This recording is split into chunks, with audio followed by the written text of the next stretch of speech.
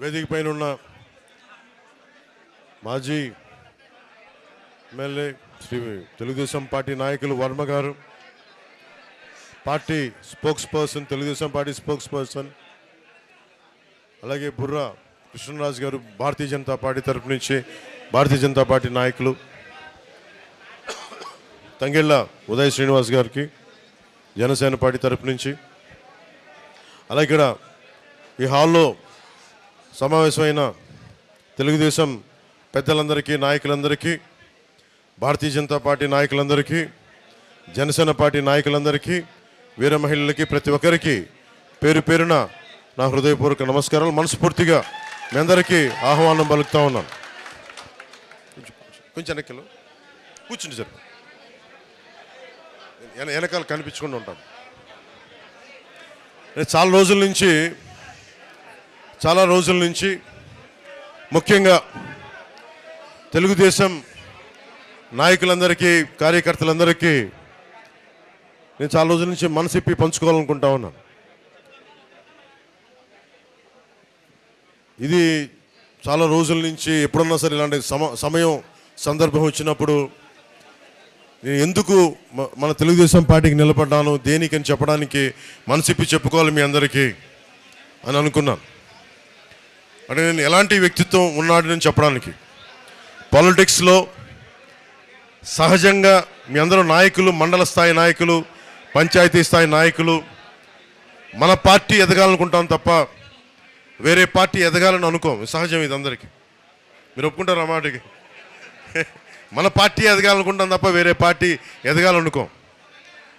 కానీ నాకు చంద్రబాబు గారి మీద చాలా అపారమైన గౌరవం, మనస్ఫూర్తిగా. ఎందుకంటే ప్రతి నాయకుడితోటి మనకి ఇష్టపడే అంశాలు ఉంటాయి, విభేదించే అంశాలు ఉంటాయి. ఆయనతో నాకు విభేదించే అంశాలు తక్కువ, సమ్మతి తెలిపే అంశాలు ఎక్కువ నాకు. కాకపోతే ఒకసారి సహకారం, సంఘర్షణ మధ్యలో సరైన మాట తీరు లేకపోతే, సరైన మనం కూర్చొని సమన్వయపరిచే వ్యక్తులు లేనప్పుడు కొంచెం ఇబ్బంది గురవుతుంది.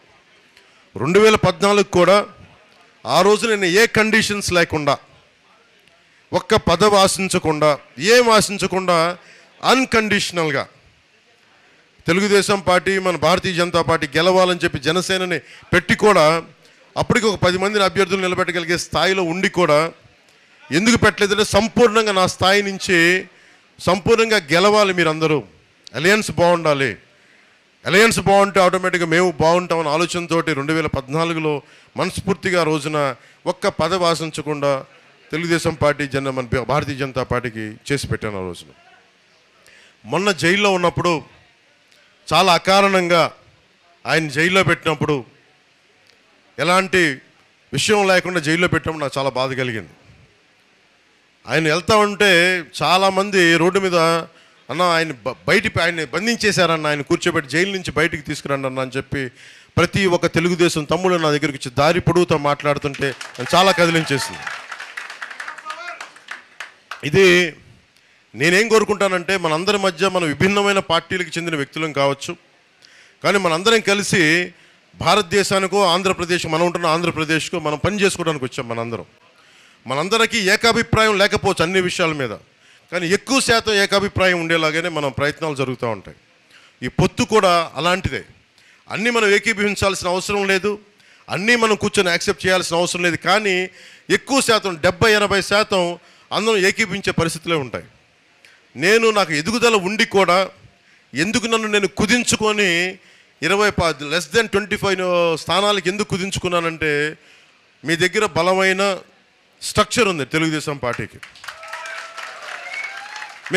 మా దగ్గర యువత బలం ఉంది, మా దగ్గర కొట్లాడే బలం ఉంది, మా దగ్గర కొట్లాడే శక్తి ఉంది. నేను మా యువత అందరికీ చెప్తుంటాను, మా మహిళా నాయకులు వాళ్ళందరికీ చెప్తుంటాం, మా నాయకులందరికీ చెప్తుంటున్నాం, భారతీయ జనతా పార్టీని చూసి కానీ, తెలుగుదేశం పార్టీని చూసి కానీ మనం నేర్చుకోవాల్సింది, ఇంతమంది జనసందోహాన్ని ఒక స్ట్రక్చర్లో ఎలా పెట్టాలి అనేది మీ రెండు పార్టీలను చూసి నేర్చుకోవాలి.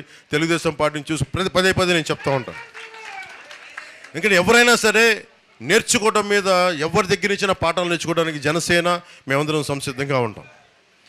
ముఖ్యంగా ఆయన జైల్లో పెట్టినప్పుడు నేను వెళ్ళాను లోపలికి. నా దగ్గర నాకు పెద్ద ఆలోచన ఏం లేదు.